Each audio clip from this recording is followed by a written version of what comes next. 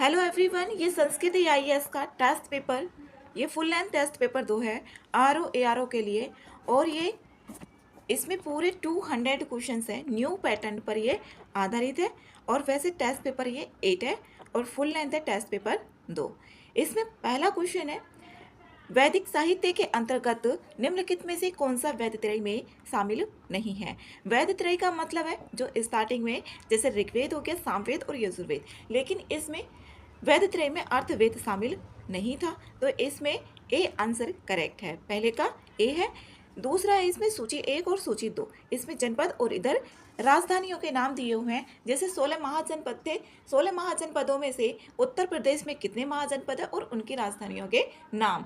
और अभी भारत में जो महाजनपद हैं वो कितने कितने थे और कितने हैं अब और कितने थे उस टाइम पे। तो किसी भी तरीके से यहाँ से क्वेश्चन आता ही है एक। इसमें मल्ल की राजधानी देखें तो कुशीनारा है और अवंती की राजधानी है उज्जैनी। अवंती की राजधानी उज्जैनी है। पांचाल की राजधानी है अहिछत्र जो बरेली की साइड है और मत्स्य की है विराट नगर। तो इसका जो आंसर है इसमें ए का दूसरा और डी का इसमें चौथा, तो डी आंसर इसका करेक्ट है। नेक्स्ट है 3 में बोला हुआ है इसमें निम्नलिखित पर विचार करना है और इसमें देखना है हीनयान से, जो हीनयान संप्रदाय है इससे संबंधित क्या क्या है। हीनयान और महायान जो संप्रदाय है वो चतुर्थ बौद्ध संगति जो कश्मीर के कुंडल वन में हुई थी उसमें 2 भागों में बट गया था बौद्ध धर्म, हीनयान और महायान। तो इसमें यहाँ पर देखें तो हीनयान में शून्यवाद ये महायान से संबंधित है। तो तीसरा कट करें इसमें से तो 2 ऑप्शन तो इसमें एलिमिनेट हो गए। और यहाँ पर विज्ञानवाद भी ये महायान से संबंधित है, तो दूसरा भी यहाँ पर, चौथा भी इसमें कट हो गया। अब इसमें 2 ही बच जाते हैं। ए आंसर इसमें करेक्ट है, वैभाषिक और सैद्धांतिक। तो इसका आंसर ए सही है। नेक्स्ट है इसमें महायान से भी आ जाते हैं कि महायान संप्रदाय से इनमें से कौन सा संबंधित है। नेक्स्ट है क्वेश्चन नंबर 4, जैन धर्म में संवर का अभिप्राय एक ऐसी अवस्था से है। कैसी अवस्था से है उसमें बताना है जब कर्मों का जीव की ओर बहाव रुक जाता है। जो कर्म होंगे उनका बहाव जीव की ओर को रुक जाता है। सी आंसर इसमें करेक्ट है, जो जैन धर्म में संवर है इसका सी आंसर इसमें करेक्ट है। नेक्स्ट है क्वेश्चन नंबर 5, निम्नलिखित में से कौन से मौर्य काल की भौतिक संस्कृति के आधार थे। मौर्य संस्कृति और मौर्य काल से एक क्वेश्चन रहता है, ये यूपीएससी में भी, यूपीपीसीएस में भी, आरओ में भी मौर्य काल से। अब वो प्रशासनिक व्यवस्था से भी आ सकता है और जो बाकी की मौर्य काल से संबंधित चीज़ें उनसे भी आ सकता है। इसमें यहाँ पर देखें लोहे का अत्यधिक प्रयोग इसमें हुआ था, लोहे का अत्यधिक प्रयोग और आहत सिक्कों का बाहुल्य भी था। इसमें उत्तरी काले पॉलिश वाले मृद भांडों की प्रचुरता, मृद भांड जो भी यहाँ पर बर्तन थे उनकी प्रचुरता हुई थी, मतलब ज़्यादा मात्रा में आने लगे थे। और पकी हुई ईंटों का प्रयोग भी इसमें हुआ था। तो इसमें 1 2 3 4 सारे ही सही हैं, डी आंसर इसमें करेक्ट है। नेक्स्ट है क्वेश्चन नंबर 6, कथन दिए हुए हैं और इस पर विचार करना है, सही ऑप्शन देखना है कौन से इसमें सही है। सातवाहनों ने कर मुक्त भूमि प्रदान करने की प्रथा प्रारंभ की थी, ठीक है। और इंडो ग्रीक शासक जो थे इन्होंने सर्वाधिक सिक्के चलाए थे क्या? इन्होंने नहीं चलवाए थे, जबकि जो गुप्त शासक थे उन्होंने सर्वाधिक सिक्के चलाए थे स्वर्ण के। तो पहला करेक्ट है और दूसरा गलत है, तो यहाँ पर डी आंसर इसका सही है। नेक्स्ट है 7 में इसमें देखना है ग्रंथ और रचयिता दिए हुए, इसमें से कौन सा सही नहीं है। जो बुद्ध चरित ये ठीक है, आशुघोषी है, मृच कटिक शूद्रक और नीति सार कामंदक नीतिसार। और जो कामसूत्र बाण भट्ट का नहीं है, जबकि ये वात्यासन का है, तो डी आंसर इसमें करेक्ट है। नेक्स्ट है क्वेश्चन नंबर 8, बंगाल के वित्तीय संसाधनों की वृद्धि के लिए मुर्शीद कुली खान ने निम्नलिखित में से कौन से कदम उठाए थे। इसमें से कौन से कदम उठाए थे वो बताना है। इसमें यहाँ पर पहला है उसने जागीर वाली जमीनों के बहुत बड़े भाग को खालसा जमीनों में परिवर्तित कर दिया था। मुर्शीद कुली खान ने ऐसा किया था, ठीक है पहला। दूसरा, उसने गरीब खेतिहरों को तकावी ऋण भी प्रदान किए थे। ये दूसरा ऑप्शन भी इसमें ठीक है, इसमें तकावी ऋण भी प्रदान किए गए थे जो खेतीहर थे, जो भू राजस्व देने में समर्थ बन जाएं, उसी को यहाँ पर बोला गया था तकावी ऋण। समय पर राजस्व जो था, भू राजस्व था, उसकी वसूली जो की जाती थी समय पर चुका सके उसके लिए उसने ठेके पर लगान की वसूली की व्यवस्था प्रचलित की। इसमें तीनों ऑप्शन ये ठीक है, तीनों ऑप्शन डी में आ रहा है, तो डी आंसर इसमें सही है। नेक्स्ट है 9, इसमें अधिनियम, कमीशन और संबंधित तथ्य इधर दिए हुए हैं और इसमें देखना है कौन सा गलत है। इसमें गलत ऑप्शन देखना है। जो डाक है, डाक पर अधिनियम, डाक पर अधिनियम सैनिकों को निःशुल्क डाक सेवा, इसमें पहला ऑप्शन ही सही है, ये गलत है। इसमें यहाँ पर 1854 में जो डाक पर अधिनियम पारित कर सैनिकों की निःशुल्क डाक सेवा समाप्त कर दी गई थी। जो 1854 ईस्वी की जो कैनिंग की सरकार थी, सेना भर्ती अधिनियम पारित कर सेना की समुद्र पार सेवा को अनिवार्य कर दिया गया था। तो यहाँ पर निःशुल्क सेवा नहीं था, तो ए आंसर इसमें करेक्ट है। गलत बताना है, इसमें गलत यही है पहला। नेक्स्ट है इसमें 10, निम्नलिखित में से किस अधिनियम के द्वारा विभागीय प्रणाली की शुरुआत की गई थी।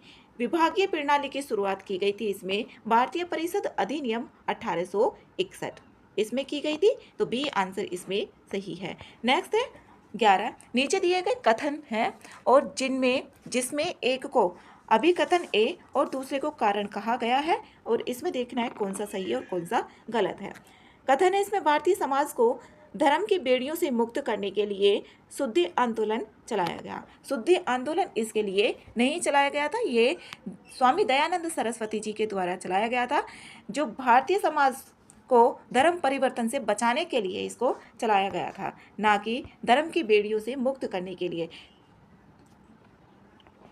इसमें पहला गलत है और दूसरा सही है, तो पहला गलत इसी में आ रहा है, तो ए आंसर इसका करेक्ट है। नेक्स्ट है 12, मजदूर संघ आंदोलन के संदर्भ में निम्नलिखित कथनों पर विचार करना है और इसमें देखना है कौन सा कथन सही है। इसमें यहाँ पर पहला है बम्बई मिल हैंड्स एसोसिएशन की स्थापना एन.एम. लोखंडे के द्वारा की गई थी। यहाँ से क्वेश्चन आया हुआ भी पहले, तो पहला ठीक है इसमें। दूसरा, तिलक की गिरफ्तारी के विरोध में मजदूरों ने पहली राजनीतिक हड़ताल की थी, दूसरा भी इसमें ठीक है, तो इसमें दोनों कथन ठीक है, ए आंसर इसका करेक्ट है।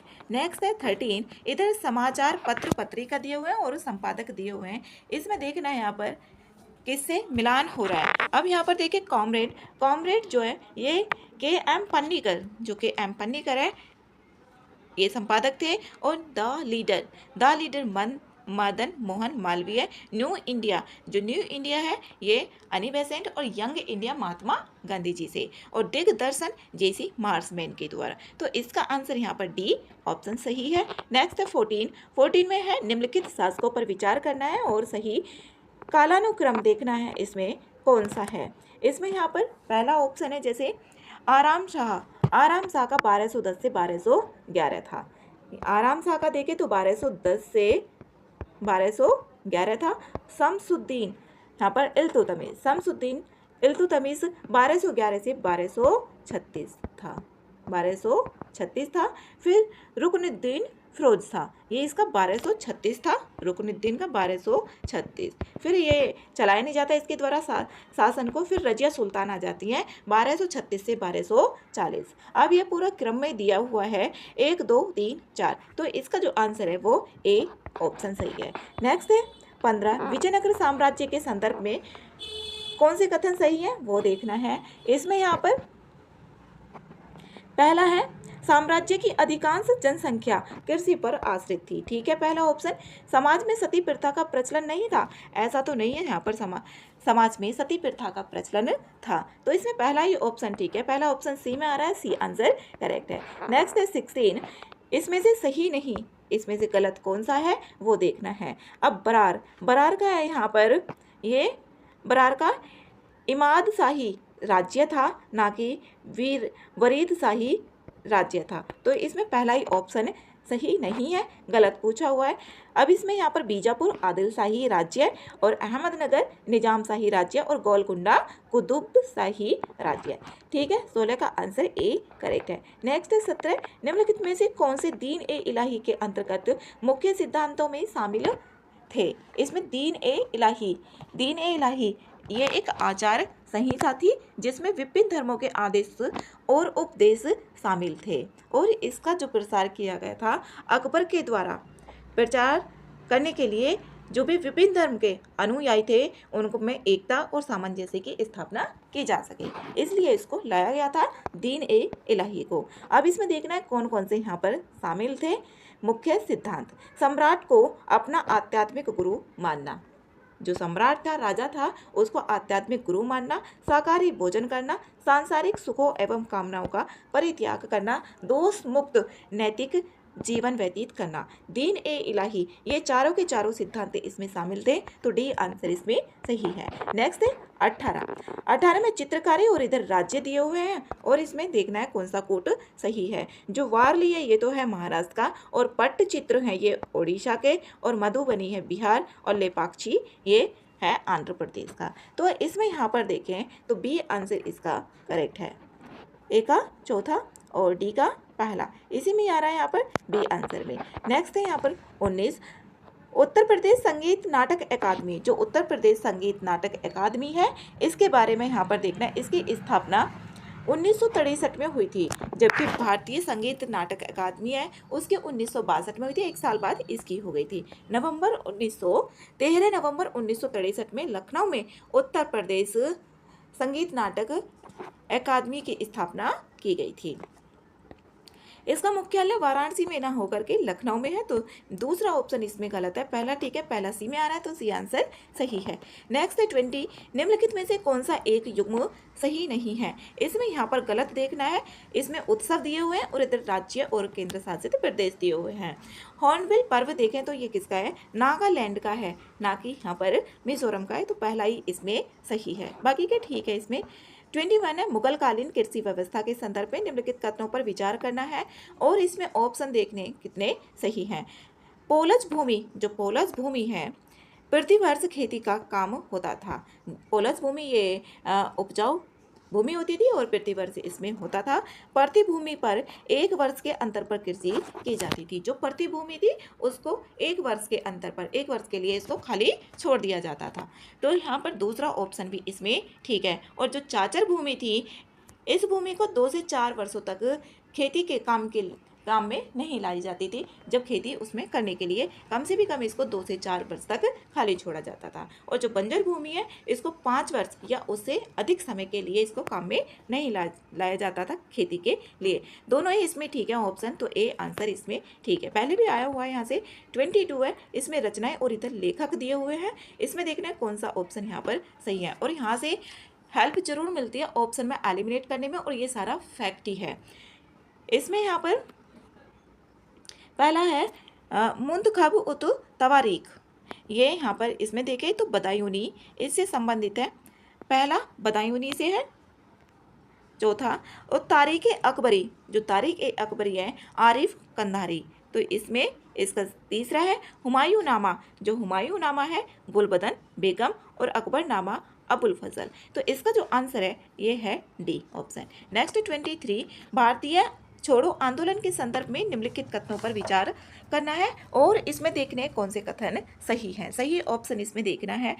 इसमें पहला है वर्धा कांग्रेस कार्य समिति ने अंग्रेजों भारत छोड़ो प्रस्ताव पारित किया था। इसमें पहला ऑप्शन तो ठीक है, जो वर्धा कांग्रेस कार्य समिति है उसने किया था 14 जुलाई 1942 में अंग्रेजों भारत छोड़ो प्रस्ताव। दूसरा है प्रथम समांतर राष्ट्रीय सरकार तामलुक में गठित की गई थी, ये ऑप्शन इसमें गलत है, यहाँ पर नहीं की गई थी, बलिया में की गई थी, बलिया और गाजीपुर में चित्तू पांडे के नेतृत्व में, तो यहाँ पर दूसरा ऑप्शन इसमें गलत है, पहला ऑप्शन इसमें ठीक है, तो सी में आ रहा है, तो सी आंसर इसमें करेक्ट है। नेक्स्ट 24, होम रूल आंदोलन का मुख्य उद्देश्य निम्नलिखित में से क्या था। जो होम रूल लीग है संवैधानिक तरीके से स्वशासन की मांग को लोकप्रिय बनाना था, इसमें डी ऑप्शन करेक्ट है, जो 1916 में था। नेक्स्ट 25, गुप्त काल के संदर्भ में निम्नलिखित कथनों पर विचार करना है, और इसमें सही ऑप्शन देखने हैं, सही ऑप्शन कौन से हैं।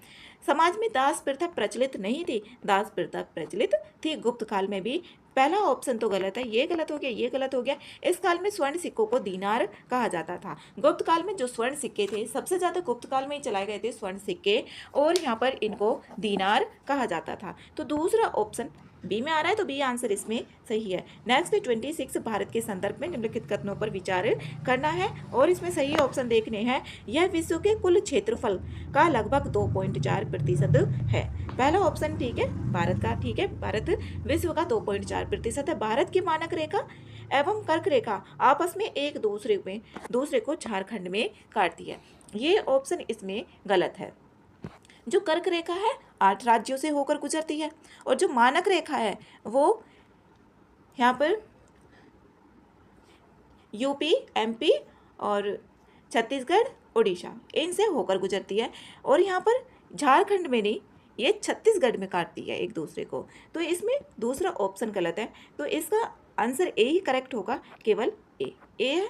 नेक्स्ट 27, इसमें यहाँ पर चैनल दिए हुए, इधर विभाजित क्षेत्र दिए हुए हैं, कौन सा क्षेत्र किसमें, और इसमें यहाँ पर बताना है सही नहीं गलत कौन सा है। 6 डिग्री चैनल की बात करें ग्रेट निकोबार और सुमात्रा जो इंडोनेशिया में है, तो इसमें यहाँ पर लघु अंडमान और वृहद अंडमान का नहीं है। यहाँ पर पहला ऑप्शन इसमें गलत है, गलत ही पूछा हुआ है। 8 डिग्री चैनल के मालदीव और मिनिकॉय, 9 डिग्री मिनिकॉय और लक्षद्वीप, 10 डिग्री को तो लघु अंडमान और कार निकोबार, ए आंसर ही इसमें सही है। नेक्स्ट 28, भारत में पाई जाने वाली कुडप्पा संरचना के संदर्भ में, जो कुडप्पा संरचना है उसके बारे में देखना है। इसका निर्माण आर्कियन और धारवाड़ संरचना में अपरदन तथा भौतिक रासायनिक परिवर्तन से प्राप्त अवसादों के निक्षेपण से हुआ है। इसमें पहला ऑप्शन ठीक है, जो आर्गन और धारवाड़ संरचना है उनमें अपरदन। यह संरचना जीवाश्म युक्त है, इसमें जीवाश्म नहीं है जो कुडप्पा संरचना है।